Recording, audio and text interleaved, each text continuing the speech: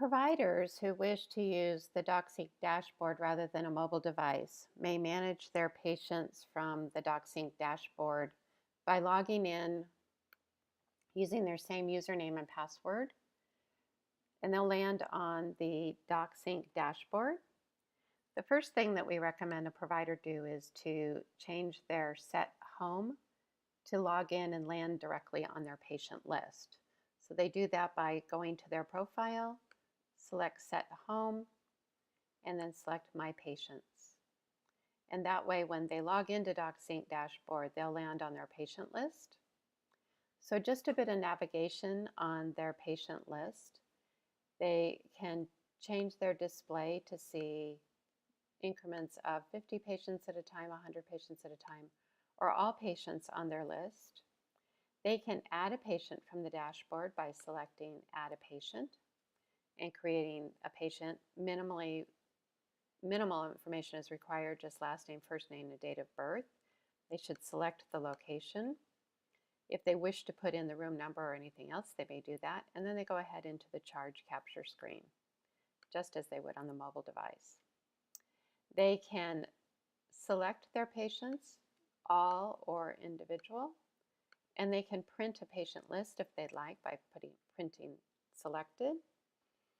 They can view their patients by calendar if they've turned on the calendar feature in their settings.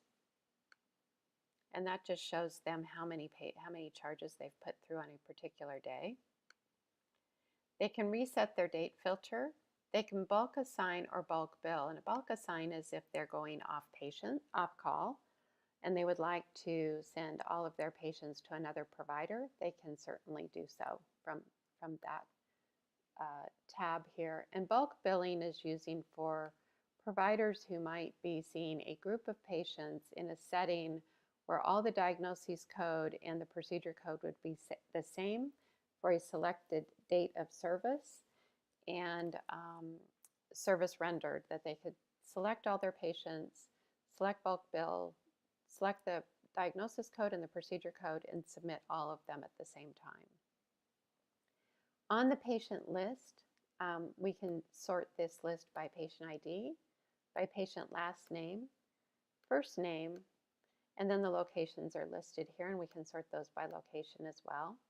We can sort them by room number if in fact that you would like to put them in an order of rooms in which you would be rounding on your patients. You'd see we have the assigned providers listed here.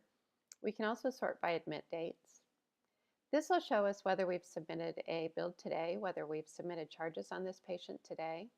And then our actions menu here is our pencil, allows us to edit a patient visit, so we can change the location, the room number, the primary care provider, add members to the care team, add the referring provider here, or change the date of birth, admit date, or the sign-on date if we need to. We can unfollow a patient here by clicking the unfollow, and that removes them from our patient list. For charge capture, we select the dollar bill icon, and it brings us to a charge capture screen. We can no charge a patient by simply clicking that and alerting the billing office that you did in fact account for that patient for the day, but that you did not wish to submit a charge for that patient. If we're looking for a patient, we can type their name here into the search field if you have a very long patient list. If the patient is not on your patient list, you can search for a patient here, and it will bring up potential matches for you. This is going to show you their total charges for the day, the month, and the week. In this case, we only have charges for the month since we haven't posted any charges back at the calendar. As you see, we didn't post any charges this week on this particular provider. And then they have the same menu items here as the other users on the dashboard. They can chat from the dashboard. They can view new charges from the dashboard. They can see the discharge dashboard. They can see any pending consults that they may have available here. And again, go back to their My Patient list.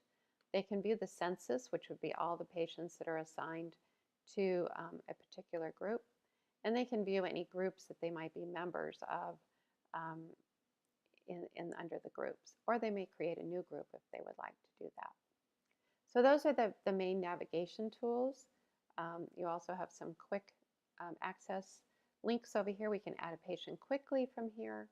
We can go to our inbox from here, and we can look at our schedule for here for scheduling. To get back home, if we want to get back to the dashboard, we simply click DocSync and it turns us back to home place.